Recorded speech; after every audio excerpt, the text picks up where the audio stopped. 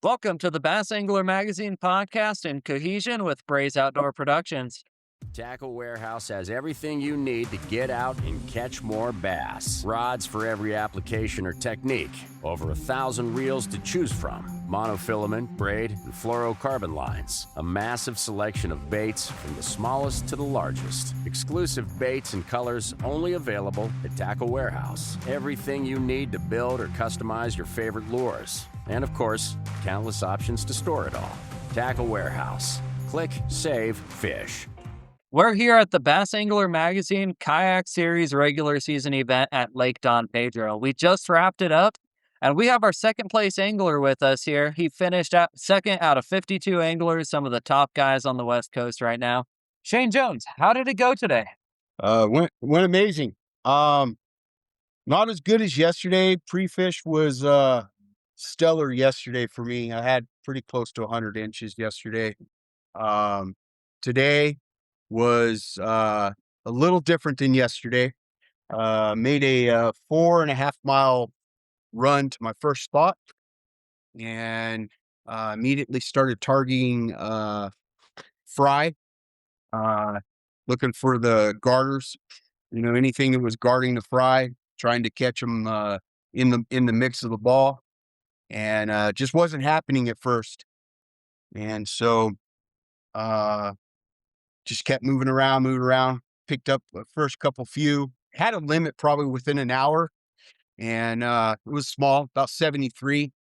And then I saw there's a boat tournament out here today too, and I saw a boat on a point, and they moved off and went back around the other side, and kind of made my way over that way, and I saw a mark on the front facing sonar, tossed out a dice, a cue bomb, a geek crack cue bomb, and she came nose down, and then saw her kind of move off, and I was like, oh man, she didn't take it. Started reeling up. She had it in her mouth. Caught a 22.25, probably a little over 6.5 pounds. And I let those guys know that they missed that fish. I was hollering and screaming, but by that time I had I think it was 83.5.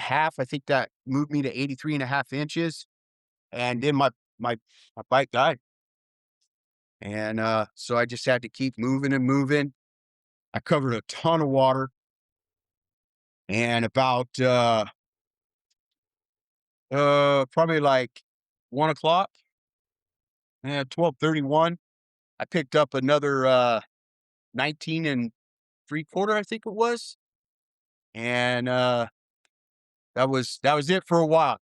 Probably another hour and a half to 2 hours before I caught another fish, and I lost one. I lost another good one, probably pushing 19-20. She threw my bait, and it was about 45 minutes. So about 45 minutes before lines out, I tossed onto a buoy and picked up an 18.75. So that gave me 92.25. No, 92.75. Awesome. So And I know you took a little bit of an off season last year to rebuild, revamp. You got a brand new kayak now. It's a Jackson Nar, I believe. yeah, Jackson Dar. So yeah, talk about a little bit about your rig, how you designed it to specify for, I guess how you fish and how it competes against this stacked field of anglers. Yeah. So I was fortunate enough to pick up a Jackson Nar, and absolutely love the platform. Love it. It's a fast kayak. I'm obviously not the lightest dude in the tournament, probably the biggest dude, but I I can scoot. I have an NK300 and also a Motor Guide XI3 up front.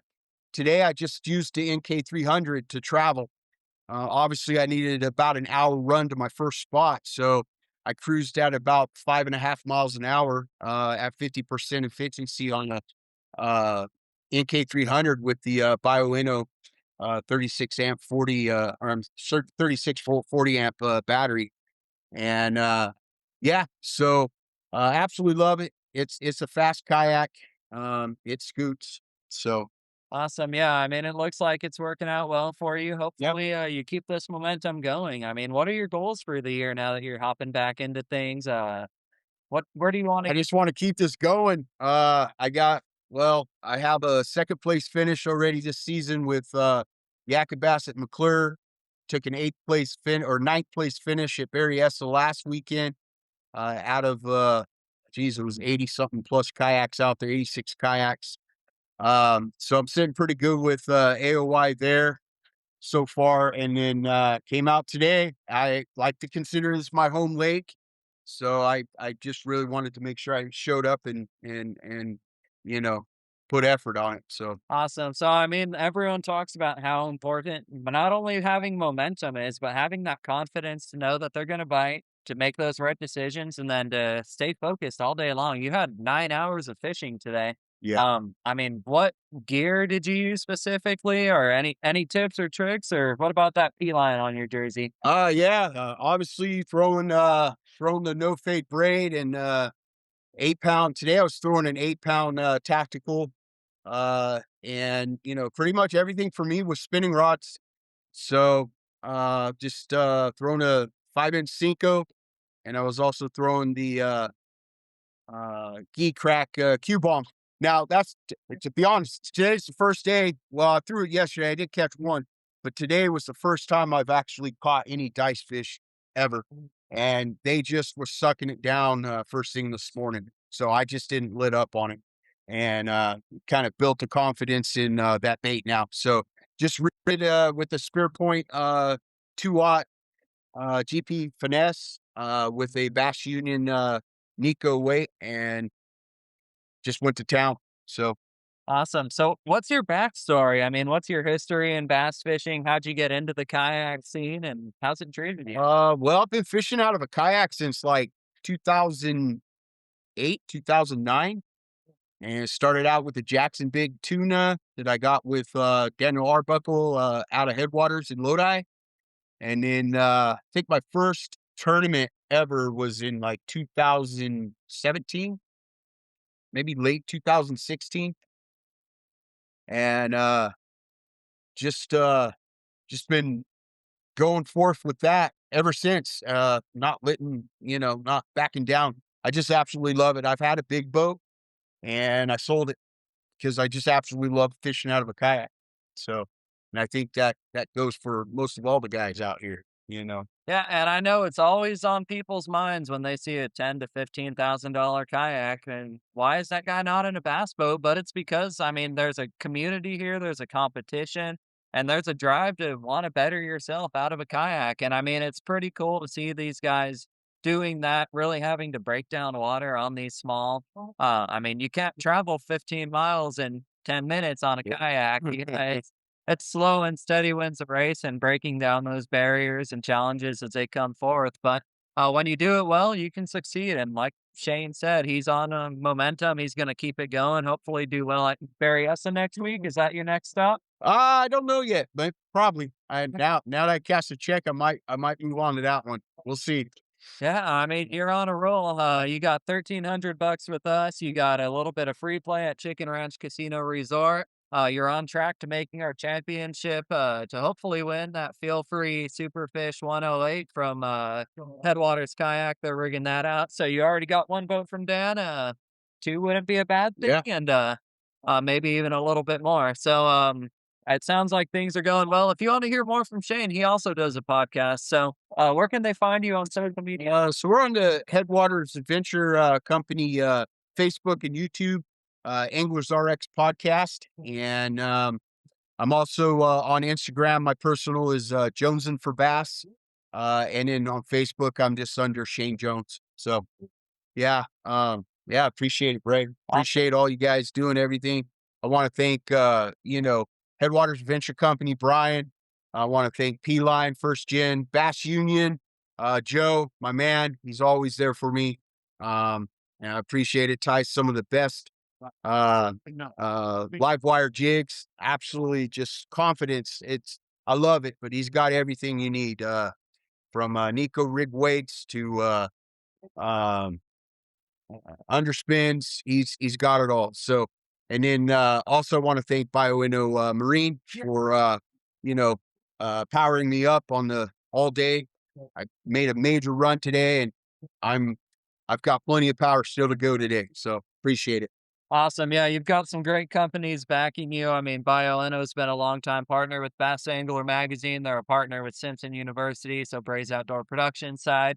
And they're a partner with me, so we appreciate them. P-Line, same thing. I mean, Thomas and the crew is great. They always treat you like they're first class. And that's what we try to do here at the BAM Trail. So if you stay tuned, you're going to see a few great commercials of our partners, and we're bringing in first place. So thanks, Shane. Thank you, guys. Appreciate it. Stay tuned. Randall and I want to talk to you real quick about choosing the right electronics mount for your bass boat. And we know the quality and effort that BAM Foster has put into this company. So what you get is a custom fitted mount, not some mass produced universal mount for every bass boat out there.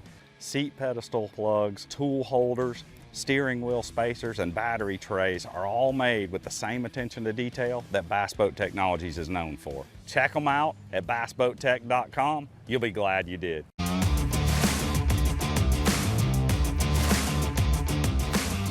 Ever struggled to navigate shallow waters without damaging your boat? Realize your boat's potential with outboard motor performance products from Bob's Machine, an award-winning world leader in the marine industry since 1978. With over 45 years of dedication to quality, Bob's Machine offers innovative hydraulic transom jack plates and accessories for your boat.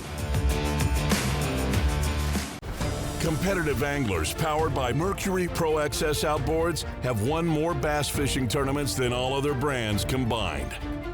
With lightning-quick acceleration, legendary reliability, and lightweight design, Pro XS has everything you need to travel farther, faster, and harder.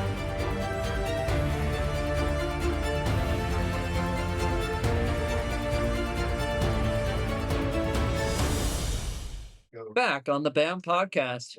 We just talked with Shane Jones, second place angler here at Lake Don Pedro. Once again, there was a 52 angler field. We paid over $10,700 this weekend.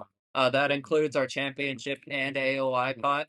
But all in all, it was a great weekend, and it's thanks to our partners. So you just watched some great commercials with some of those key partners, and now we're going to talk to our first place angler, Isiah West. How about you introduce yourself?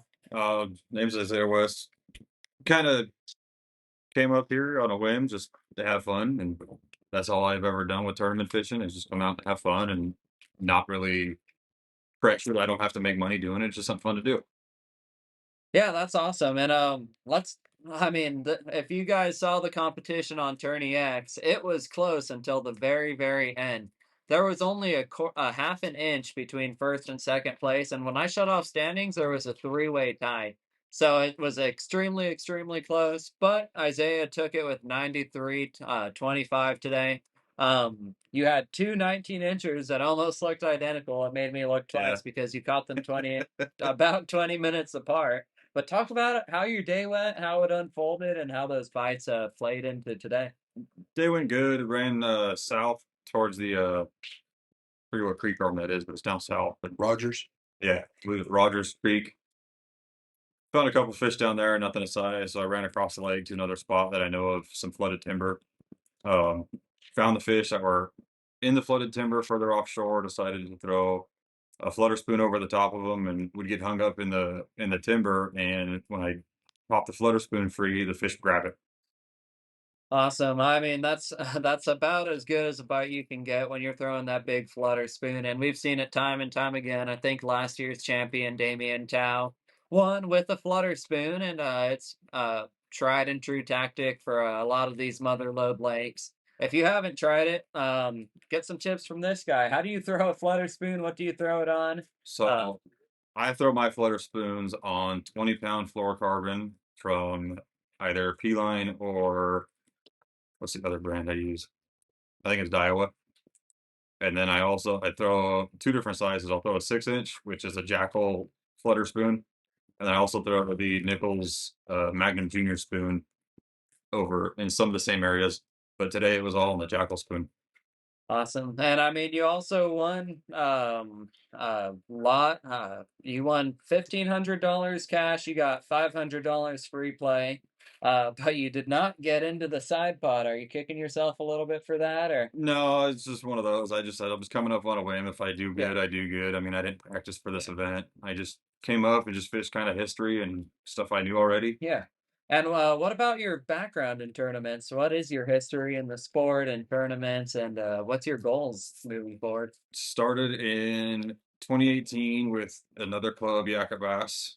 And went back when we all used to paddle, and now everyone has a motor and a trailer and live scopes. It's crazy what it's come to. Mainly did just fun fishing and just come out, have fun. Wasn't expecting to win anything. And now to be where it is now and competing at the level I can compete at and keeping up with a lot of these other guys is crazy how much has changed. Yeah, I mean, and you just said it for yourself.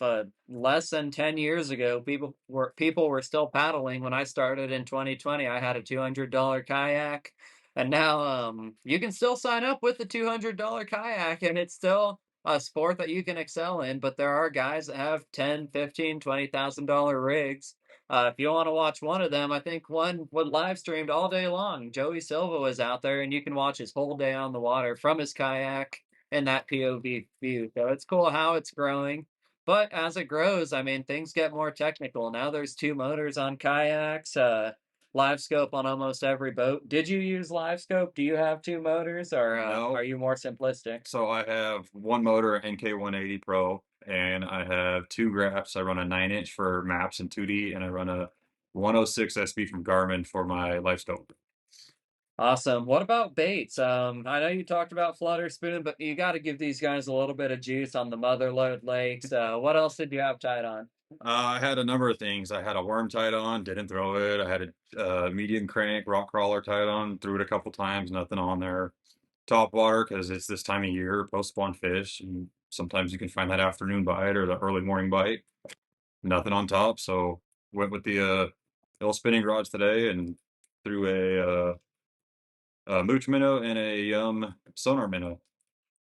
Awesome. And yeah, what is it when you're peeing in a minnow? I mean, what are you looking at? Are you looking at profile size? Do you have two different profiles tied on, different size heads? I mean, Sometimes I have different size heads on. Today I had a Bass Union head on and a X Zone head on, which is tungsten, so it pings better. You can see it come up on your live scope a lot easier. And the two baits, the other baits I rotate through. Sometimes I'll throw a smaller 3.5 inch, and other times I'll throw a 5 or 6 inch minnow. cool. Okay. Well, there's a tip of the day right there. Tungsten does ping better. I mean, and he give you a lot of good info on baits and tactics to use. Next up, let's talk about the future. We're going to Clear Lake on May 17th. Are you going to be at that event now that you're leading angler of the year? I might as well. I mean, was planning to go up anyway just to see. It's Clear Lake. It's the Bass Factory. Anything can happen there too. And you can have a 100+ inch bag, or which is relevantly close to a 30-pound bag for Clear Lake, which is giant. Yeah, and I mean, you just said it yourself. It is one of the top lakes in the nation. It's going to be really fun weight wise. I think it's going to take a big bag. But I mean, it's also kind of a finicky place. Do you think live scope is going to come into play there? Do you think it'll be post spawn, reaction, top water? I mean, can anyone fish it, or is it going to be a real technical event? I think could be technical. Depends on how the weather plays out. Like right now, it's overcast and raining, so I mean, we get these cold fronts in, those fish in that lake just kind of shut down a little bit. You can still get them to eat as long as you finesse them out. But if we get hot temps and it warms up, you're gonna see guys on the shoreline beating the bank and flipping and pitching. Awesome. That sounds like a good time to me then. If you can flip and pitch and throw braid and get bites, it's not a bad thing. So it should be fun. If you don't get signed up, you're gonna miss out again. Like I said, you have to be here for these contingencies. You have to fish 3 events to get to Angler of the Year. Have you fished at Shasta? Not in a long time, but I have, yeah. Okay. Do you want to fish there for the championship? Of course, it's Shasta. Awesome. I mean, yeah, if you're looking for a place to catch numbers, catch size, I mean, have great scenery, you'll see bald eagles flying over you as you're reeling in spotted bass. You'll be able to throw just about anything your heart desires in August there, so it's going to be fun. And Bridge Bay Resort is very accommodating. Give us a little bit of advice for the guys that may be watching, may not have done a tournament before, may be too afraid to sign up for a dual motor event, or yeah, give some advice out there on why they should do it, what to look forward to, and I mean what your favorite parts of it are. Oh, just say don't be afraid to do it. Just get out there and do it. You'll learn from the guys that are better than you or below you. Sometimes, I mean, I just finished an event and I'm on my home lake and I placed 17th. I wasn't able to find a decent bag, but a lot of guys that are kind of starting out, coming up, actually beat me, and I was like, "Congrats!" And it's just a matter of bringing those other guys up and newer guys into the field and trying to coach them. Hey, Northern California bass anglers. Ready to elevate your fishing game? Ford Fairfield partners with Bass Angler Magazine to offer top-notch trucks tailored for your needs. Our simple pricing ensures a fair deal and exceptional service. We live and breathe bass fishing, participating in local tournaments to understand exactly what you need so you never miss a good bite. Visit Ford Fairfield today and let's hit the water together. Yeah, and I mean, like I said, we hit it every time. It's one community. We all cater to the same anglers. It's the West Coast. It's not like we have that large of a field of guys fishing with us. There's a lot of options for you. You can fish if you're not ready for live scope. You can go fish with Ryan Murphy and fish in the NorCal Kayak Alliance. If you want to go check out Yakabas and fish against 80 guys, that's a great field. If you want a high entry fee, $155. It's still cheaper than a tank of gas right now. Good opportunities for media. Then come fish with us. See what it's about. We have a camera boat at every event. We have a magazine article done. You could be on a podcast.